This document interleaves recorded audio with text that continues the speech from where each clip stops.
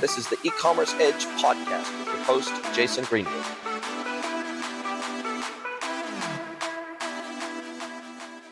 Mr. Tom Capone from L3NS AI, welcome to the E-commerce Edge podcast today. Thanks for having me. My pleasure. My pleasure. We were talking off air that you were spending some time in Dubai, and then obviously with the latest issues in Iran, obviously you were like, man, I got to beat a path out of here. We're finding you in Europe today. That's where you're dialing in from this time around. Yeah, that's right. Love it. Love it. I'm glad you made it out safely. I think there's a lot of people. I think some people were paying up to $100,000 a flight or something like that to get out of the Middle East. Listen, super cool to have you on the podcast today to talk about your platform. And but before we get into that, why don't you tell us how you got into be in this digital space, the e-commerce space, the digital marketing space? How did you get into this world? Yeah, so it basically started around 5 years ago. I moved over to London, United Kingdom, and I set up my marketing agency. Very much, I'd say a lot of young entrepreneurs back then, the classic social media marketing agency. You could leverage a skill, social media that young entrepreneurs would know about.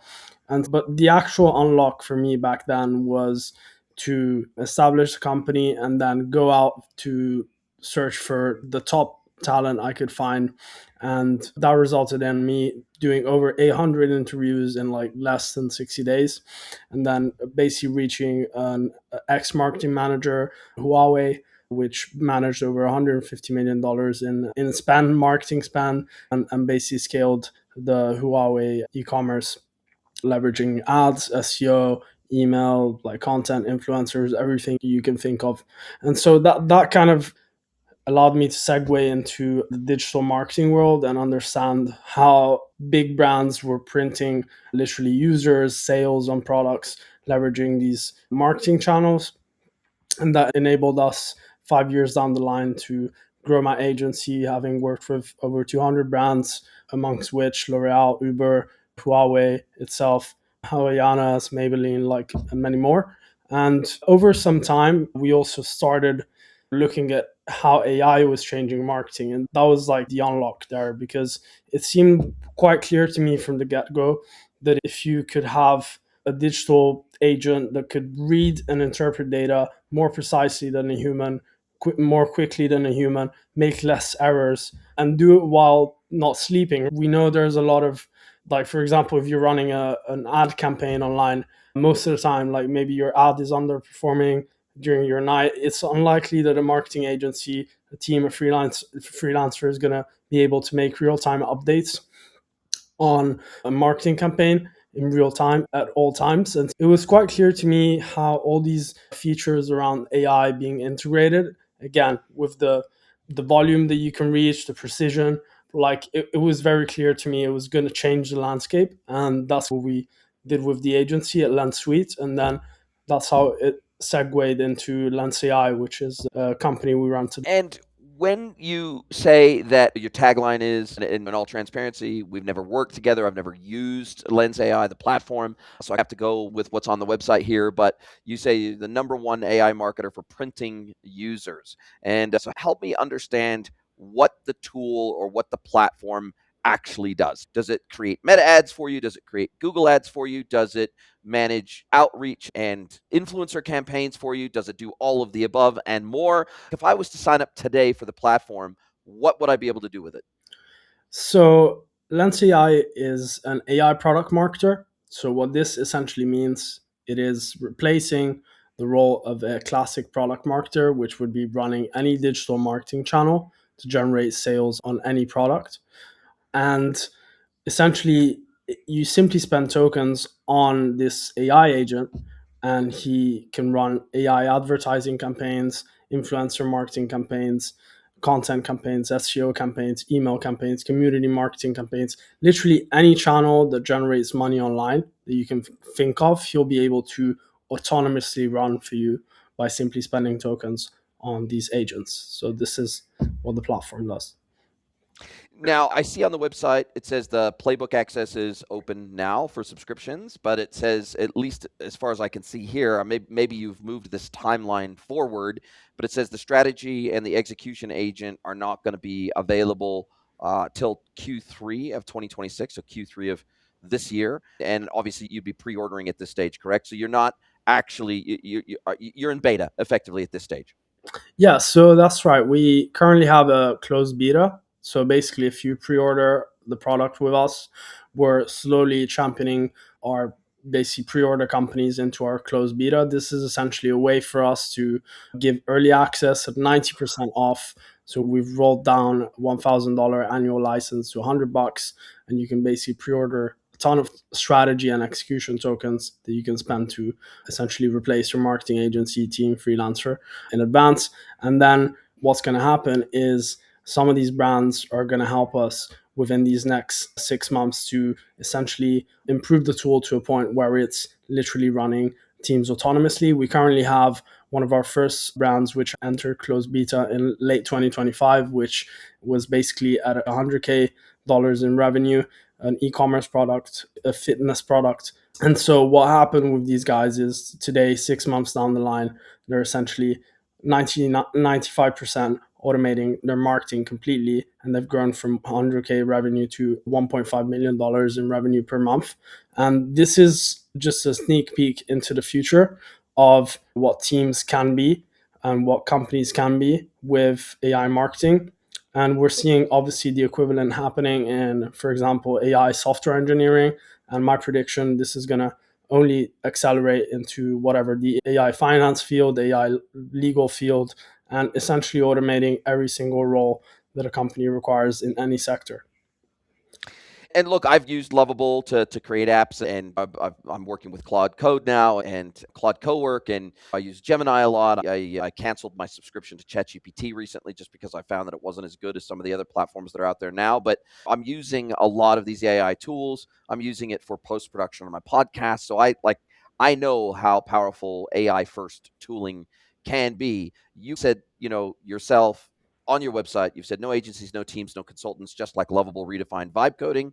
Lens AI is redefining vibe growing. If I was to sign up now, be one of your beta, be one of your design partners for this platform, what would I see when I logged in? Would it just be a chat interface similar to a Lovable, where I'd say, look, help me run a meta campaign. Here's my URL. Here's my website.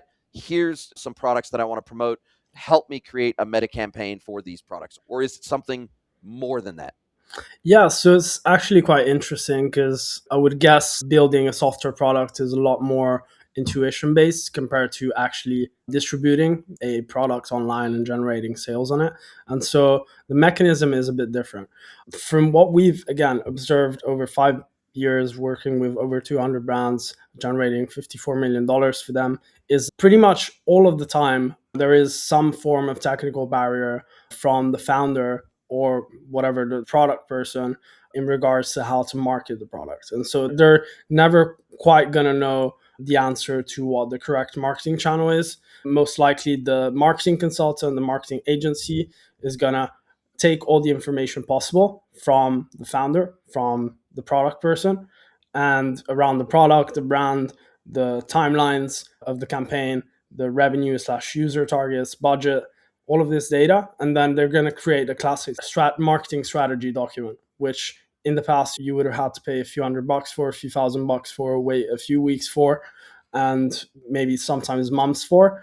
And today, our AI strategy agent, which is the one you basically access as soon as you open the platform, talks to you for 5 minutes on speech mode. He figures all of that info out from you, and then he creates a strategy basically at a fraction of the cost.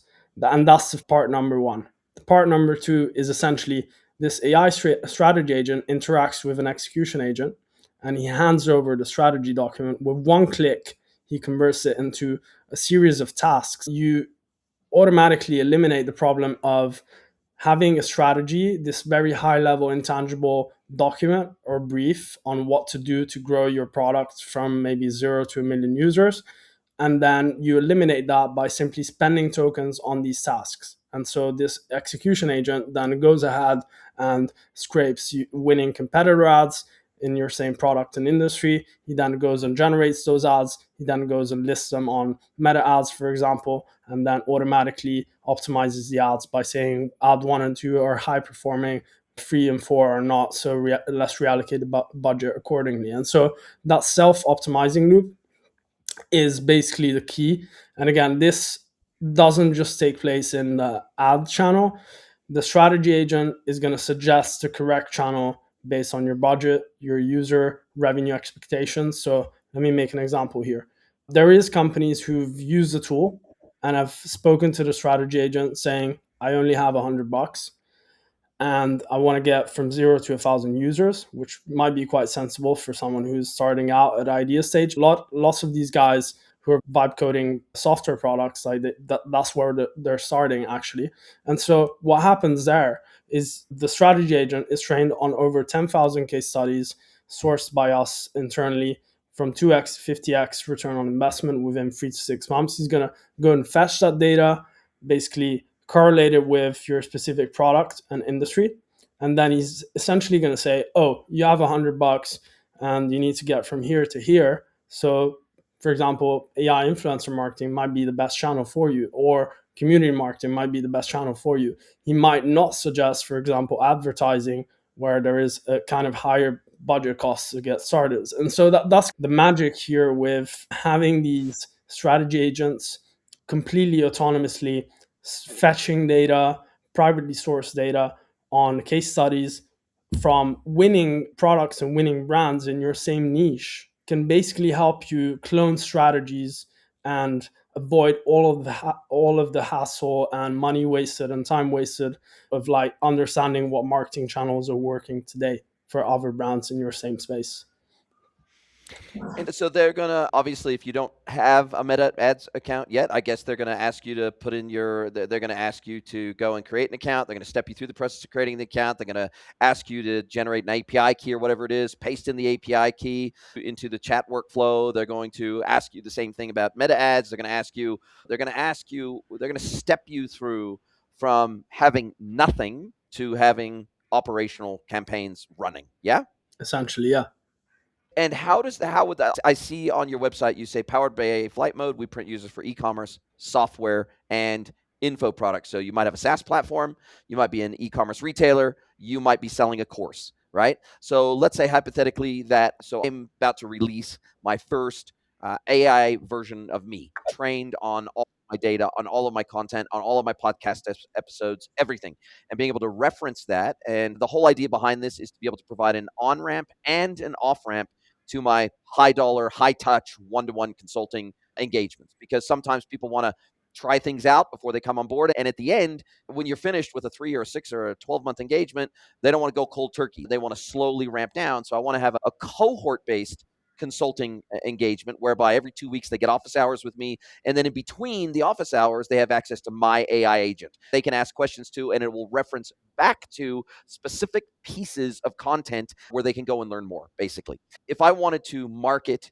that program through your platform, I would be able to do that. Yeah, so like you said, we've narrowed it down to 3 macro industries. If you look at any product that is getting sold through a website today, it's pretty much either an e-commerce product, so that means a physical product. These can be fashion, beauty, consumer electronics, absurdly even robots are e-commerce products. And so that's the first category, kind of physical goods. And then you have the software, so that's usually mobile apps. That would be either iOS, Android apps, or it could be browser apps. So that those tend to be desktop or even browser apps, usually B2B, lots of times.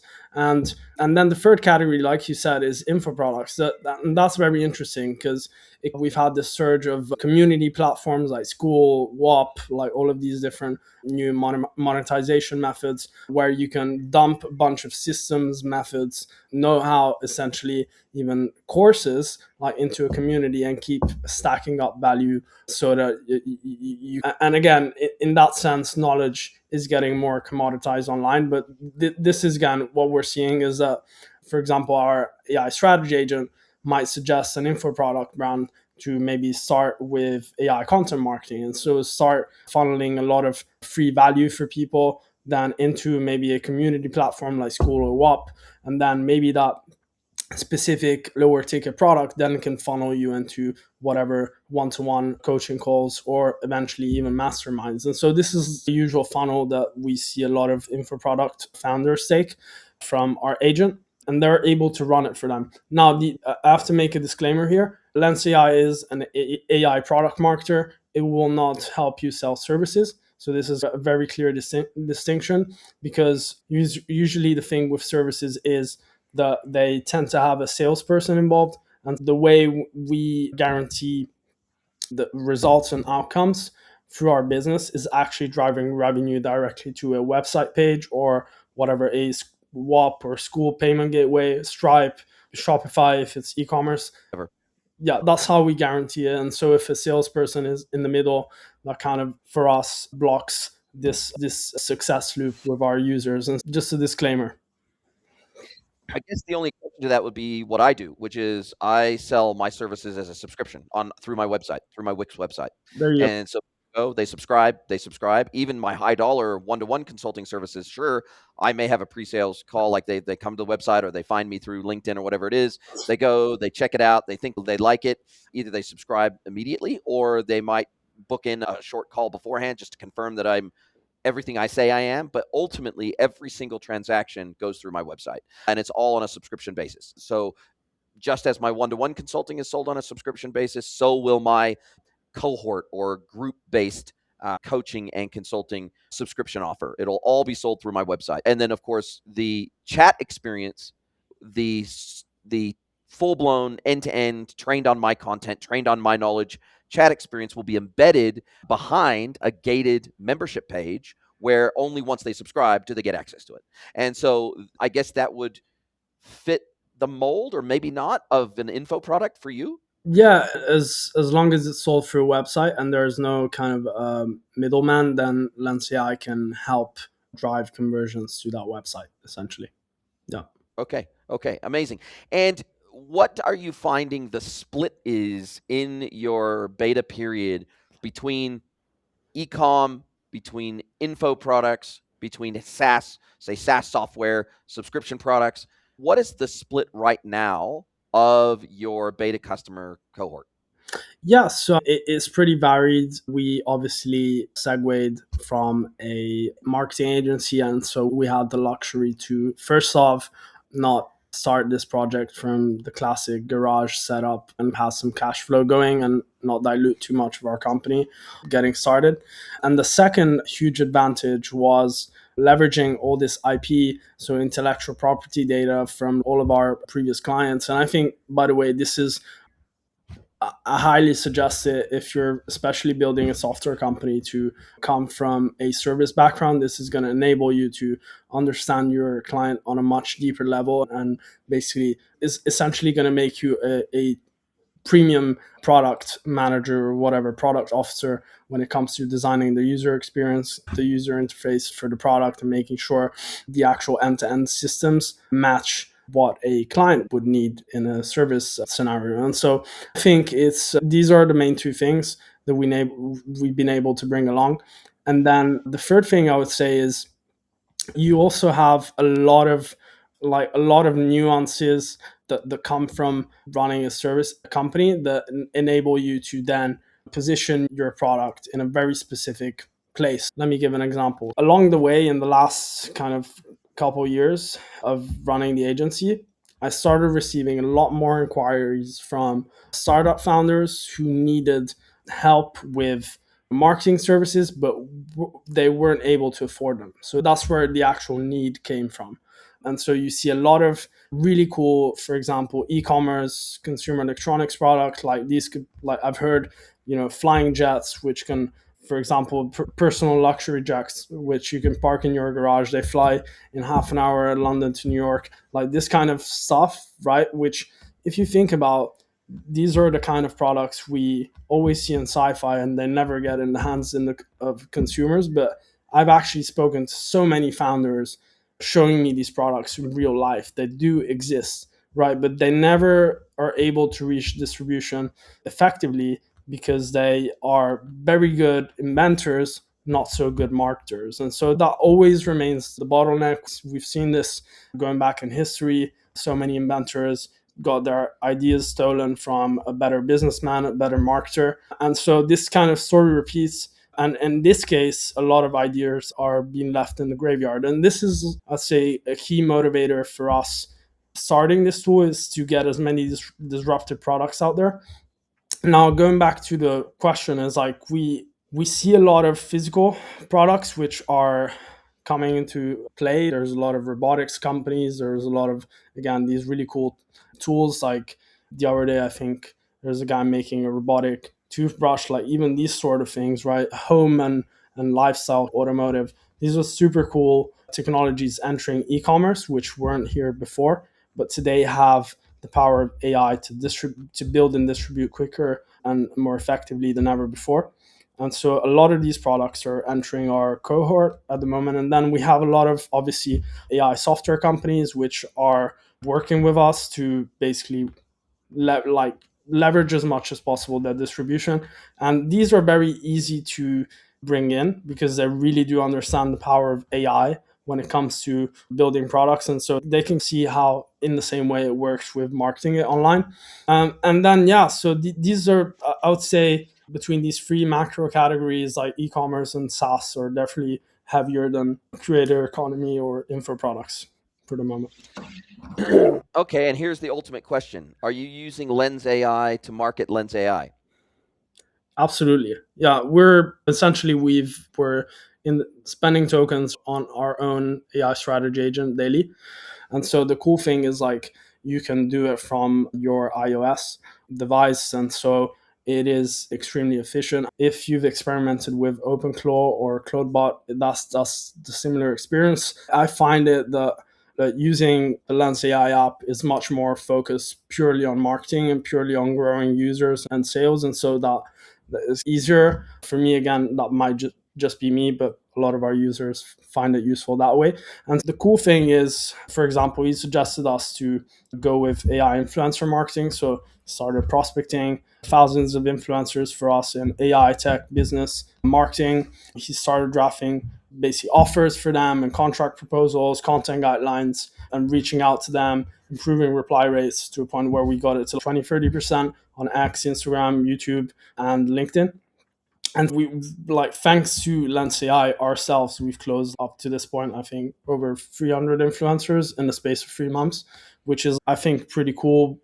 Database of tens of thousands. So this is the power of these tools, is like they can really grow your business in a very short amount of time, and they can really adapt around whatever budget you have, which is, I think, mind-boggling. Because if you told me I could start a business 5-10 years ago and have a tool like spec out whatever free marketing channel and fully leverage that with AI, no matter of the budget, and find those for me with real access to real-time data analytics on where my specific niche audience for my product is, I would probably have got here a lot faster than I did. And so this is like the, for me, is still crazy to understand. And also, of course, we're working on the back of these big AI infrastructure players, the OpenAIs and Anthropics of the world, which are improving these models to a point where we can make this more possible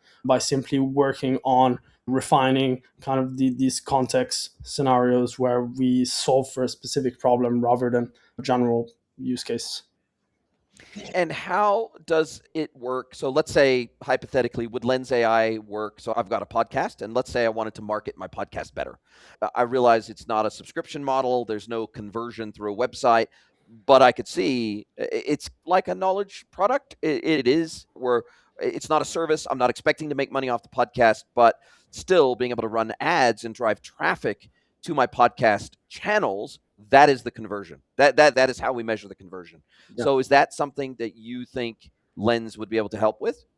So definitely in the future, like for now, we have to optimize our business to give demonstrable results. And what this usually means is high LTV, so high lifetime revenue per user against a lower customer acquisition cost. And that's what Lens AI does, is constantly optimizing for how much am I paying customers and how much can we grow our business at scale by paying customers less and less, right? Because he's at all times he will suggest new marketing channels. At all times he will suggest how to optimize existing marketing channels to get more users for lower cost. And so this is for today. It is specifically, again, product focus. It can help any product on the planet to go from 0 to 1 million users. We're tracking this data on a daily basis. There's products going from 0 to 100 users, products going from 100 to 1,000 to 10,000, 10,000 to 100,000 to 1 million and beyond. And so we're tracking how many companies are able to make these,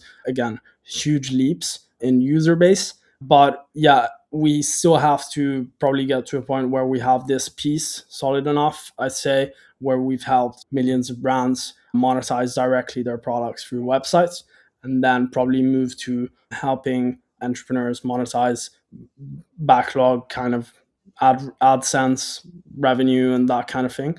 But yeah, this is the The scenario. starting point. Yeah, Makes sense. Makes complete sense. And what is so do you think that at this rate that you are building and that you're learning, do you think that you'll be able to get the strategy and execution agent actually live in production by Q3 this year? absolutely, 100%. Our team is very lean at the moment, but we have tons of AI agents, even coding our app as we speak, marketing it, obviously Lens AI. And then this simply becomes a matter of snowballing this over enough time and building all the right features. Just to give you a quick scope on what the product will deliver, is essentially you'll be able to speak to it even if your idea stage, you've got simple products ideas in your mind and you don't know which one to go. He's going to be able to tell you based on real-time analytics what where the user demand is for that product. And if you have multiple products which you're unsure about building, he'll simply tell you this product is no good, you haven't got a market here, and this other product is really good, you can go build it. Like, it's going to have essentially predictive analytics capabilities which will be able to make, again, democratize entrepreneurship, gamify it even more. And this is, again, I think the future we have to look towards is one of democratizing entrepreneurship to a point where it becomes like a video game. We can give access to entrepreneurship to kids at an early age, and this will be able to free them of this AI disruption around all the 9 to 5 jobs which is coming. And AI tech CEOs are announcing in 5, 10 years most roles will be gone. And we really build Lens AI on the thesis that entrepreneurship has to be democratized to give us an alternative solution of autonomy and self-dependency, opposed to going in a direction where potentially everyone could be displaced and end up in a universal basic income scenario. And that's not something that we want to play around with, I think, because it puts us in a position of, again, dependency, and we lose our autonomy completely at that point. We lose our freedom. We're basically talking about full-blown Marxism. So that's the reality. And Marxism and communism have never worked in the history of the world. So everywhere it's been tried, and we have plenty of examples of it throughout history not working. So I don't know why we'd want to go down that path again. And we're seeing it even in Europe. We're seeing creeping Marxism across the whole of Europe, and we're seeing Europe largely descend into tyranny right across the whole of Europe. It's pretty sad to watch, actually. And it's pretty amazing that America once again is emerging as one of the only truly free countries on the planet. I'd like to think that Mexico, where I live, is also free. That's one of the reasons why I chose to live here. It was one of the only countries in the world that didn't force vaccinations, that didn't force the wearing of masks during COVID, didn't force you to show a vaccine passport to go into a restaurant. It's crazy how we saw, I think, during COVID, just how power hungry politicians are, and just how when the state has a monopoly on force, which the state does have a monopoly on force, we see how scary that becomes very quickly. And when you have total dependence on the state, I mean, Australia, for example, no jab, no pay, which means that if you choose not to vaccinate, you won't be able to receive the dole, or you won't be able to receive any form of social support. The reality is that we've seen how bad things can get if the state has total dominance over our lives and our livelihood. I couldn't agree with you more. I'm a big freedom guy. That's one of the reasons we moved from New Zealand to Mexico, was to get to a freer place in the world. And we're very thankful to be here. And I tell you, it's an exciting time to be building things that give people more autonomy, more freedom, more self-reliance, instead of creating a victimhood mentality where they have to rely on the state. I think that's a very valuable thesis for building something. Absolutely. And just if I can touch on that note, we have to really, like, when we're thinking about this AI disruption coming, we really have to think about future generations. And what I'm currently seeing is that rather than academic institutions allowing these generations to start integrating with AI sooner than later, they're actually preventing them from leveraging those tools in school and university. And so what this is going to end up in is a situation of downskilling rather than upskilling for Hmm. all of these future workers. And I hope for these guys that they use their extracurricular time to basically get their hands on AI as quick as possible. And I invite anyone to play with these AI coding tools, play with tools like Lens AI, which can suggest which product to build based on market data and tell you this is going to sell in a week's time if you do this and that, and then you push a couple buttons and it does it, right? Because that's again going to put you in a position where you're 18, you're whatever, 21, 23, and you're not relying on your parents' money to do stuff. You're not having to search jobs which you won't find. And so it allows you to again gain that autonomy back, and at an early age, I think it's more crucial than ever before. Yeah, look, I think Sam Altman had it right when he said we're probably less than a year away from the first $1 billion single person business, right? The first $1 billion company that's run by a single person with the assistance of AI. I truly believe that's possible, and I truly believe that's a realistic thing to build, especially with modern network effects. I think it's more than possible. So it's a very exciting time to be alive. I think it's very exciting what you're doing over at Lens. I will drop a link to your LinkedIn profile and to the Lens website in the show notes. But other than that, how do you like people to get a hold of you, reach out to you, have a conversation about all the things that you're going to be launching later this year? Yeah, I'm Tom Capone 11 on X, and then on Instagram is Tom CPN 17, and then you can go to L3NS AI. So that's the actual website for Lens AI. Funny story around the free instead of the E, but basically both domain costed too much, and then we wanted to spend that money into actually marketing and building the product instead, rather than spending millions on a domain. And then the second reason is I think in general branding should take a more kind of futuristic stance. And I think the generations of the future are going to look in a more futuristic direction and shake things up regarding how everything has been done by older generations. And yeah, so this is basically where you can find me and where you can find our company. Again, you'll find all the company's socials on the website. And if you could sprinkle fairy dust, if you could snap your fingers over the digital marketing space and you could change one thing at the snap of your fingers around digital marketing, what would it be? Yeah, it's a tough space. I always tell people like our job as an AI marketing agent company is essentially to keep up with the big marketing platforms, the big tech platforms, the Googles, the Metas, the TikToks, right? They're making constant algorithm updates like basically every second.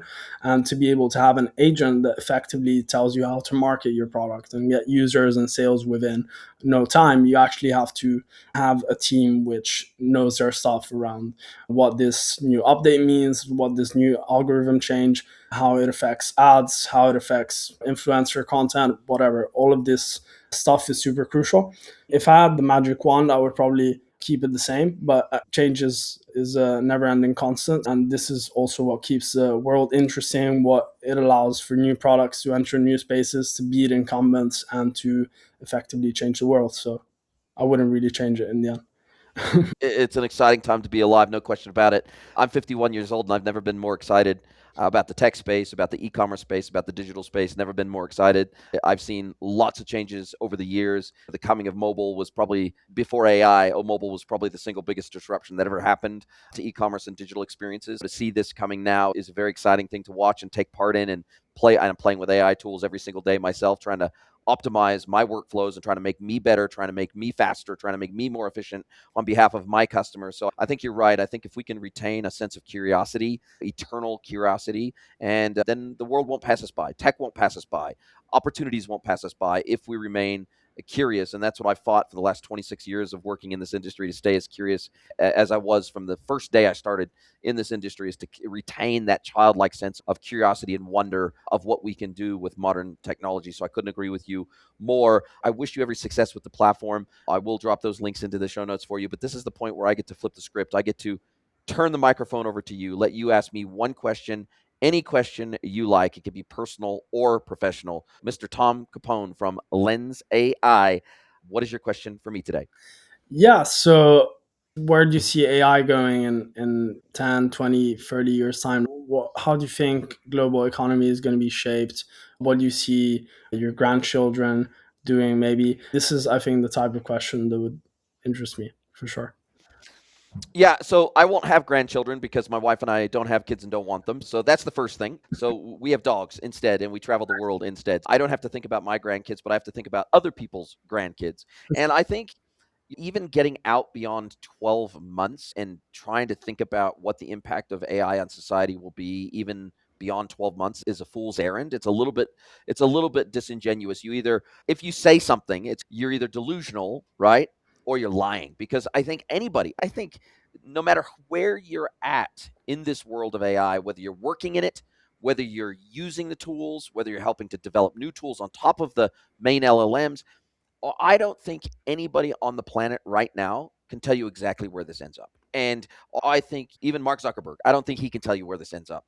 I think it is I think AI ultimately replaces the internet as we know it today.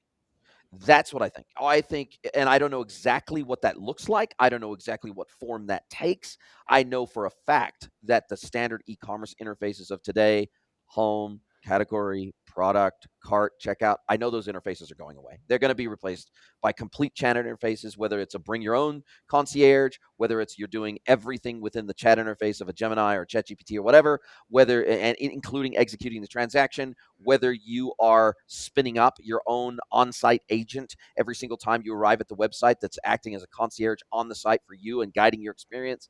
I work exclusively in the B2B space now, so manufacturers, distributors, dealers, I work in that space of e-commerce.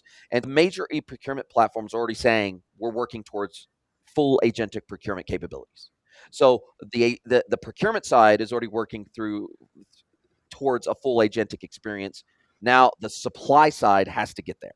And so I'm encouraged by the fact that there are some standards emerging in the industry: MCP, ACP, UCP, the Order Network Exchange, Onyx. I think there's some really cool standards emerging around commerce driven AI and agentic commerce. Uh, Oftentimes, the best technology doesn't win, but the best standard does, which is why back in the day when it was beta versus VHS won, not because it was a better quality than beta, but because it became a standard, and it became a standard that half the world followed. And it's the same with Blu-ray, and it's the same with Blu-ray versus compact disc versus video disc. Always the standard that wins is the technology that wins. And so the reality is that it's very exciting to me to see some level of standardization start to emerge from the major players in collaboration with each other to make agentic commerce a reality over the next 1 to 5 years. And that's very encouraging to me. Without a doubt, this will be the most societally disruptive technology the world has ever seen. There's no question about that. And so I think it's up to us to guide and shape the direction that this technology goes, to try to make sure it goes in a good direction, not a bad direction. Because I don't know if you have heard the Elon Musk's ant theory of AI. And he basically said, this is a number of years ago, I heard him talk about this, and he said, look, when we as humans go and we build a road, let's say we go and build a highway, we might kill a trillion ants. Now, we don't kill a trillion ants because we hate ants. We killed a trillion ants because we're trying to build a road. And if we don't get a handle on why AI is doing the things that it's doing, how it's doing it, make sure that it's very well sandboxed and controlled, then AI could AI could bring about an ELE, extinction level event, not because necessarily AI hates us, it just has an agenda that is at odds with human beings surviving. And because it can survive extremes of heat and cold and everything else, and it's decentralized, the reality is that our human bodies are still extremely fragile. Like we only survive in a very narrow temperature range, for example. We only survive if we can drink water. We need water like every day. We may not need food every day, but we certainly need water every day. And the reality is that human beings, our physical bodies, are so incredibly fragile compared to the equipment and machinery that AI can run within, that may decide on something that furthers its agenda that we can't understand in a way that we can't understand, that are odds with us surviving. And so that's the only thing. And I'm not trying to be a Debbie Downer or Mr. Negative here. I just think we have to be aware that the outcome hasn't been decided yet. And so, whilst I'm a big fan of I think we also have to use it extremely responsibly, because I think if we give up human intelligence entirely in favor of AI, if we give up human in the loop actions, if we decide that the governments are so shit and so untrustworthy that we're just going to replace them with an all knowing I think that's a very dangerous place to put humanity. Yeah, I don't think you're doomsaying or anything. I think it's just a simple, like, very natural concern that you have. And then the other thing I would say is to be able to wield it in the right direction. I think there needs to be a sets of visions that the kind of the AI is trained on that are actually fruitful for humanity, and it should be actually aligned with our own interests. And again, this might even go back to the American Constitution, for example. I think the concept of autonomy, self-dependency, and freedom is one that we should take at heart, and we should be training these models, and basically every tool should be built aligned with that principle. Because for how I see it, of course, you're playing the level 40 of what this potential event could be, but then level 20 for me could already be us being completely surveilled, locked down, given money. Much Native Americans were basically given food and then given shelter, and then they weren't able to basically have freedom to procure anything for themselves. There was no self determination at all. And so this is I think the first final boss we have to face is actually preventing a universal basic income scenario. And then, of course, as you rightly said, the second, probably bigger final boss will be to, again, wield this AI in a direction where it's actually has some safety guidelines around it, but can also at the same time free us up of pretty useless and boring tasks. If we look at the economy today, like, we could argue most people do not actually work. Work is tied to their identity, and they might do it because they have a stimulus to say, I'm a plumber, I'm a whatever, I'm a marketing person, I'm a finance person, I work for the government. It might be more an identity thing than an actual real world productivity thing. And so this is simply the reason why AI will come along and displace everyone. It's not that AI is some super god. Is simply, I think a lot of the economy is simply just not as productive from the inside as it seems from the outside. And I think it's important within that scenario to face reality, not lie to ourselves, and then face the truth regarding the fact that we might probably have to go back into some sort of microeconomy where we maybe have to take things into our own hand and find something we're passionate about, obsessed about, and maybe build a solution for that using AI, instead of expecting someone to give us a job out of nowhere with some fancy degree, which is not worth anything anymore. Yeah, I couldn't agree more. I think universal language translation in real time is going to be one of the biggies. That's going to be a big unlock. We're nearly there. I've got an S25 Ultra, and it's got some real time translation capabilities on board with Gemini, etc. And so there are some pretty cool technologies coming. But as somebody who lives in Mexico now and who isn't yet fluent in Spanish, going through all the government paperwork in Spanish and everything else, it's a real challenge. And so I think I don't want to do away with languages, but I want to make it easier for us to understand each other's language. And I think that AI is going to be able to help with that just massively. And it's going to make humans being able to, whether you believe in the Tower of Babel or not, whether it's just a fairy tale or not, the reality is that dispersion of languages has been one of the greatest separators of humanity in history. And so the reality is that it's easier to dismiss people when you can't communicate with them. It's easier to ignore people when you can't communicate with them and they can't communicate with you. It's easy to dismiss them as less valuable than you if you can't understand them. And so I think that universal translation that is going to, I think that within the next 5 years, there will be no more language barriers. It will be completely gone. And so I like that. To me, that is an amazing use of AI. That will be an amazing unifier of humanity like never before. And so I think we're going to look back on the language barrier as being a relic of the past. And me needing to learn and become fluent in Spanish, it will be something that I do as a pastime if I so desire, but it is no longer going to be a barrier to me communicating effectively with a native Spanish speaker if I don't want it to be. And so that's learning languages for the sake of learning languages, understanding the nuance and being able to communicate powerfully in a native tongue, super valuable. I think that, and I think just expanding our consciousness and forcing new neural connections by learning new things, learning hard things like languages, that has a value. But in order to bridge the gap between the time it takes for me to become fluent in a new language and being able to immediately at least do everything transactionally that I need to be able to do and do it effectively without offending somebody speaking another language, I think we're underestimating the transformation that AI is going to bring to humanity as a whole with simple things like language translation, real-time language translation.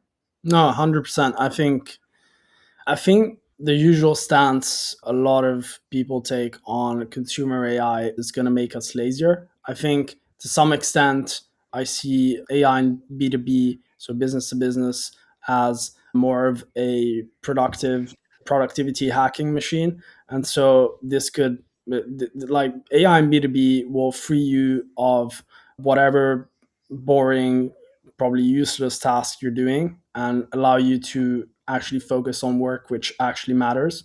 And I think in AI B2B, B2C, so consumer products which are AI driven, it is like you said, there is these incredibly useful features. At the same time, it is a fine line in terms of wielding it, because there might be a lot of people which might take the route of basically using consumer AI devices to completely replace connections with their loved ones, or, for example, like essentially replace any pleasurable task to the point where, I don't know, you could have even a sex robot or whatever. Like it could essentially replace anything that is pleasurable for you to do if we don't wield it correctly in terms of consumer AI. And again, as with every technology, it's as much about the person behind it and actually how they determine the use that they make as the technology itself. I'm keen to see how this develops for sure. I love it. Listen, fabulous conversation. Super appreciate your time with me today. Wish you every success with Lens AI. Maybe we'll get you back on after you've formally released all of your agentic capabilities later on this year. And I look forward to staying in touch with you. And if you ever happen to be in Mexico, I'd love to catch up and grab a cerveza and a barbecue on our rooftop terrace. It's super cool to meet you. And I can't wait to see how Lens AI changes the world for the better. Thank you so much for your time. Thank you for having me. Are you a B2B or D2C e-commerce merchant? Then head over to greenwoodconsulting.net to learn how we can help you scale your business.